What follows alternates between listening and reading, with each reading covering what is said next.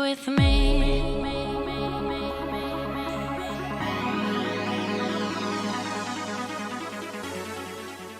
Fala, professores, tudo bem? Hoje eu vou falar de um assunto com vocês aqui que é extremamente importante, porém muitas vezes negligenciado durante a prática. Sempre que a gente pensar em utilizar pesos livres, né, barras, anilhas, peso corporal, enfim, quando a gente fizer uso dos pesos livres, a gente deve sempre lembrar da força da gravidade.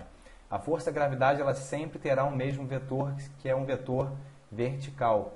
Ou seja, se o vetor da força da gravidade sempre será vertical, ele sempre será um vetor único, o que a gente deve fazer durante a prática, durante a execução do exercício, é ajustar o nosso corpo de acordo com o objetivo do exercício.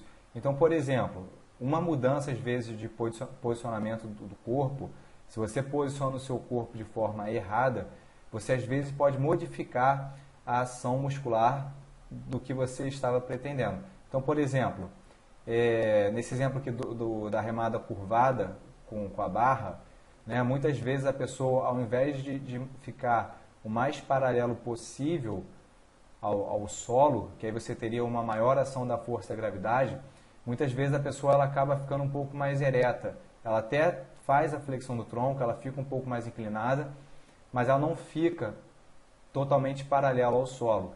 Dessa forma, se a gente pensar que a força da gravidade está agindo sempre de uma forma vertical, né, o vetor da força da gravidade sempre vai ser vertical, às vezes você está deixando de ativar, por exemplo, o romboide, né, o latíssimo do dorso, para às vezes ativar o trapézio superior. Porque quanto mais em pé você tiver, você vai mudar também essa ativação muscular. Então, parece que é uma besteira, mas é um detalhe extremamente importante quando a gente pensa em ativação muscular ou recrutamento, né, de determinado músculo. Um exemplo muito claro que eu vejo na prática é essa remada curvada ela ser realizada de forma errada, né? A pessoa às vezes ela não fica ereta, mas ela fica com uma inclinação que às vezes é pouco suficiente, porque, relembrando, o vetor da força da gravidade, ele sempre vai ser esse vetor aqui vertical. Então você tem que ajustar o seu corpo para que você tenha uma maior ação dessa força sobre o seu corpo, tá? E dessa forma recrutar o músculo adequado. Outro exemplo aqui em relação à flexão de braço, né? Essa forma paralela na qual a gente realiza a flexão, teoricamente é a forma mais difícil, né? Que você vai ter ali uma maior ação da força da gravidade também. Então o seu corpo vai estar paralelo ao solo e ao ponto ali, ou a forma de execução que é mais difícil. Então, por exemplo, se você tem um aluno que é iniciante, né, uma das formas de facilitar o exercício da flexão de braço para ele, por exemplo, e fazer uma progressão, é fazer a flexão de forma inclinada. Então ele vai iniciar essa flexão, né, com o tronco um pouco mais inclinado, e aí você vai ter uma menor ação da força da gravidade. Isso vai favorecer também para que ele realize o exercício, por exemplo, né? E aí, com a adaptação dele, você vai colocando ele cada vez mais paralelo ao solo.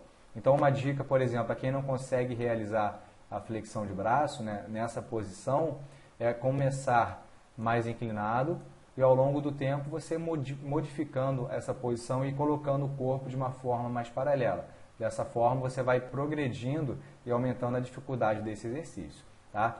Então, só para a gente reforçar, sempre que fizer uso de peso livre, tá? Barras, anilhas, peso corporal, halteres, sempre que fizer uso de peso livre, tem que ajustar o seu peso de acordo com a força da gravidade, tá? Para você recrutar ao máximo o músculo que você quer que tenha ação nesse exercício. Então, o posicionamento do corpo, né, durante a execução com peso livre é extremamente importante, porém, o que eu vejo muitas vezes negligenciado na prática.